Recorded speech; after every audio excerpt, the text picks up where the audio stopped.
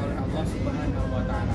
Baik, dengan saya di sini Fuad kembali dengan NIM 20 12 20 277 Dan saya Muhammad Abdullah dengan NIM 20 12 20 279. Dan saya Muhammad Ali Subhan dengan NIM 20 12 20 281. Dan adapun tujuan daripada dibuatnya video pada kali ini yaitu untuk memenuhi tugas daripada mata kuliah kurikulum pendidikan Islam PCC, SMP, SMA, dan SMK dengan dosen pengampu Dr. Indarianti MPD 3. Adapun pembahasan pada video kali ini dengan tema prinsip-prinsip pengembangan kurikulum Islam. Kami bangun anak negeri. Halo teman-teman, selamat datang di video edukasi kami. Nah, kali ini kita akan membahas sesuatu yang sangat penting di dunia pendidikan, yaitu prinsip-prinsip dalam pengembangan kurikulum. Nah, saya Fuad Imali akan menjelaskan materi kita pada hari ini dan dilanjutkan oleh teman saya. Yang pertama itu latar belakang. Kenapa sih kurikulum itu sangat penting banget?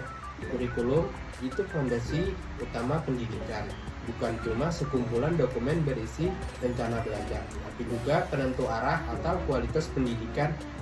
Di Indonesia sendiri, kurikulum sudah berkali-kali diubah, mulai dari kurikulum 1947 hingga kurikulum 2013 yang sekarang disesuaikan dengan kurikulum Merdeka Belajar. Kenapa bisa berubah-ubah? Nah, ia dipengaruhi oleh banyak faktor seperti sosial, budaya, politik, ekonomi, dan perkembangan teknologi global. Makanya, perkembangan kurikulum itu nggak bisa sembarangan, harus punya prinsip yang jelas dan kokoh supaya tetap relevan, adaptif, dan bisa mencetak generasi yang siap menghadapi tantangan zaman. Adapun rumusan masalah kita pada hari ini yaitu dalam pembahasan kali ini ada 3 poin utama yang akan kita bahas, yaitu yang pertama, apa itu perkembangan kurikulum dalam konteks pendidikan nasional. Kemudian, apa aja prinsip-prinsip umum dan khusus dalam pengembangan kurikulum. Serta yang terakhir, bagaimana prinsip-prinsip ini diimplementasikan dalam kebijakan dan praktik pendidikan di Indonesia. Kemudian kita masuk kepada definisi kurikulum. Kita akan mulai dari definisi. Kurikulum itu asalnya dari bahasa Latin, yaitu curriculum, yang berarti jalur atau lintasan. Nah, dalam pendidikan, kurikulum ini diartikan sebagai seperangkat rencana yang jadi panduan proses pembelajaran sekolah. Nah, menurut beberapa ahli juga memiliki pandangan tersendiri.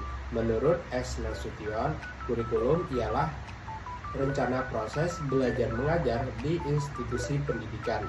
Sedangkan Zainal Arifin bilang, kurikulum adalah alat buat mencapai tujuan pendidikan yang isinya mencakup materi, metode, sampai evaluasi pembelajaran. Nah, pada slide selanjutnya yaitu definisi pengembangan kurikulum. Kalau kurikulum itu rencananya, nah perkembangan kurikulum itu apa?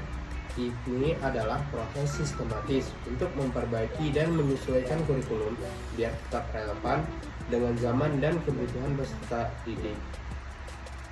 Umar Hamalik menambahkan, pengembangan kurikulum ini upaya perencanaan pengalaman belajar supaya peserta didik bisa mengalami perubahan yang diinginkan, baik dari sisi pengetahuan, sikap, maupun keterampilan. Perlu dicatat, pengembangan ini sifatnya enggak statis atau diam di tempat, tapi terus-menerus melibatkan evaluasi dan inovasi. Kemudian pada slide selanjutnya, sumber kurikulum menurut Peter F. Oliphant. Lalu, dari mana sih ide atau data untuk mengembangkan kurikulum itu didapat? Menurut Peter F. Oliphant, sumber pengembangan kurikulum itu harus berkomprehensif atau lengkap. Adapun yang pertama, ini fakta nyata yang terjadi di lapangan. Contohnya, hasil UN atau kesenjangan kompetensi siswa di suatu daerah, data eksperimental. Nah, kalau ini hasil penelitian ilmiah terkait pendidikan dan pembelajaran. Jadi, bukan cuma asumsi, tapi sudah ada risetnya. Kemudian, folklore kurikulum. Ini menarik, yaitu nilai tradisi dan kebiasaan lokal masyarakat. Misalnya, ada kearifan lokal yang perlu diajarkan di dalam lingkungan sekolah tersebut. Kemudian kurikulum sains, ini pemahaman umum tentang kebutuhan dasar pendidikan. Contohnya, pentingnya pendidikan karakter supaya sepakat semua kalau pendidikan karakter itu penting. Selain Oliva, ada juga NS Sukmadinata yang menambahkan sumber lain yang enggak kalah pentingnya. Mari kita simak. Kehidupan dan dunia kerja. Kurikulum itu harus bisa mempersiapkan siswa buat menghadapi dunia nyata dan tantangan kerja. Kebudayaan ini sebagai warisan dan bentuk jati diri bangsa kita, penting banget buat diajarkan. Kebudayaan ini sebagai warisan dan pembentuk jati diri bangsa kita, ia sangat penting untuk diajarkan. Kemudian, potensi peserta didik. Kurikulum harus memperhatikan bakat, minat, dan kondisi masing-masing siswa. Kemudian, evaluasi kurikulum sebelumnya. Kita harus belajar dari kegagalan atau keberhasilan kurikulum di masa lalu. Kemudian, nilai dari kekuatan politik, kebijakan pemerintah, dan arah ideologi negara juga mempengaruhi perkembangan kurikulum. Nah, gabungan sumber dari Oliva dan Sukmadinata ini membuat dasar kurikulum menjadi lebih kontekstual dan holistik. Sampai sini, kita sudah tahu apa itu kurikulum dan dari mana sumber pengembangannya. Sekarang, giliran teman saya yang akan menjelaskan prinsip-prinsip utamanya. Terima kasih kepada saya untuk Fatmani atas penjelasannya. Sekarang saya akan lanjutkan kepada penjelasan pada bagian ini, yaitu pada prinsip relevansi dan prinsip fleksibilitas dan kontinuitas. Yaitu pertama ada prinsip relevansi, yaitu artinya kurikulum itu harus selaras dengan kebutuhan nyata peserta didik dan masyarakat. Kurikulum yang relevan akan menjamin pembelajaran yang bermakna dan aplikatif. Contohnya, di era teknologi yang saat ini yaitu literasi digital dan kemampuan berpikir kritis itu jadi penting banget. Kalau kurikulum nggak ngikutin perkembangan zaman, lulusan di suatu sekolah itu akan mengalami kesulitan untuk bersaing di dunia kerja. Kemudian ada yang namanya prinsip fleksibilitas dan kontinuitas.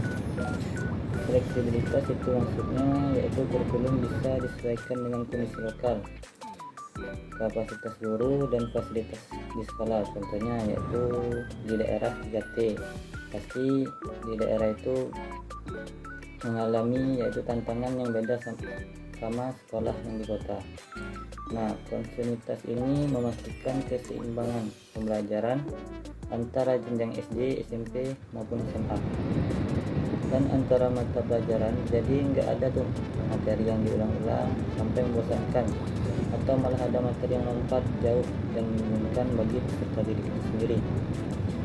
Kita lanjut ke prinsip berikutnya, yaitu prinsip efisiensi dan efektivitas. Termasuk yang pertama itu efisiensi, itu berarti menggunakan waktu, baik tenaga dan sumber daya secara optimal. Pembelajaran harus terencana dan tidak membuang waktu dengan kegiatan yang tidak penting. Contohnya yaitu penggunaan teknologi. Pembelajaran bisa mempercepat proses pemahaman siswa. Adapun efektivitas dan mengacu pada tercapainya tujuan pembelajaran.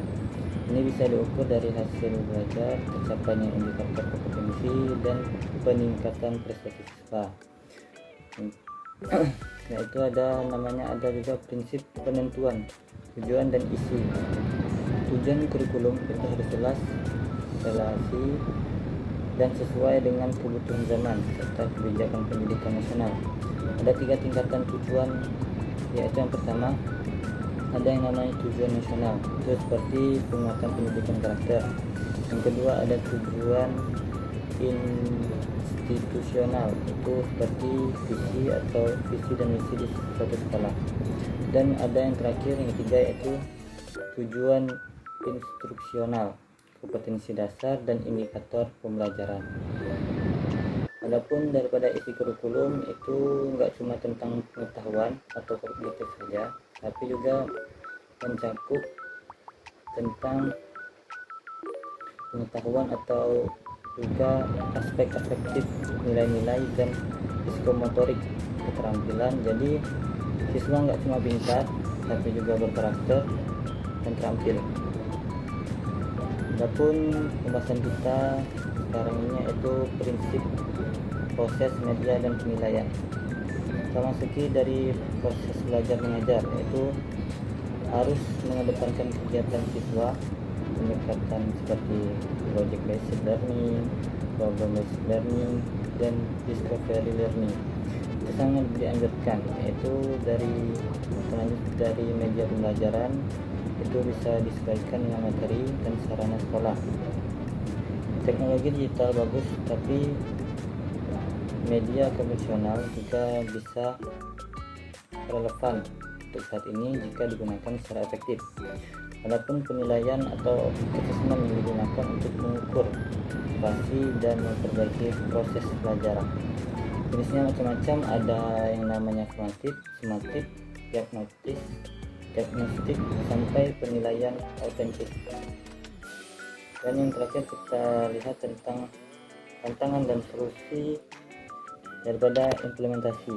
Adapun tantangannya itu bisa berupa kurangnya guru terlatih, fasilitas yang terbatas, kesenjangan antara wilayah, atau perubahan kebijakan yang enggak konsisten. Nah, ini salah satu tantangan yang bisa bikin ketimbangan kualitas antar sekolah.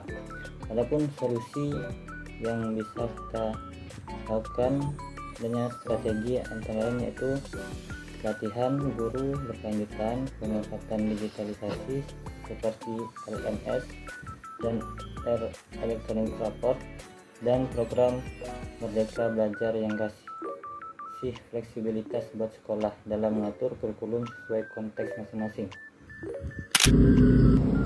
Jadi, sebagai kesimpulan dari semua yang kami jelaskan tadi, pertama, prinsip-prinsip pengembangan kurikulum adalah fondasi yang penting agar pendidikan menjadi efektif dan efisien. Dan kurikulum yang relevan, fleksibel, efisien, dan berkelanjutan akan lebih mudah diterapkan dan diterima. Dan yang paling penting, pengembangan kurikulum itu butuh keterlibatan semua pihak. Pemerintah, guru, orang tua, masyarakat, dan sampai peserta didik tersebut. Nah, itulah tadi penjelasan dari kami. Jika kami memiliki kesalahan, mohon maaf. Dan jika kalian memiliki tambahan atau sanggahan, bisa ketik di kolom komentar. Like dan subscribe. Wassalamualaikum warahmatullahi wabarakatuh.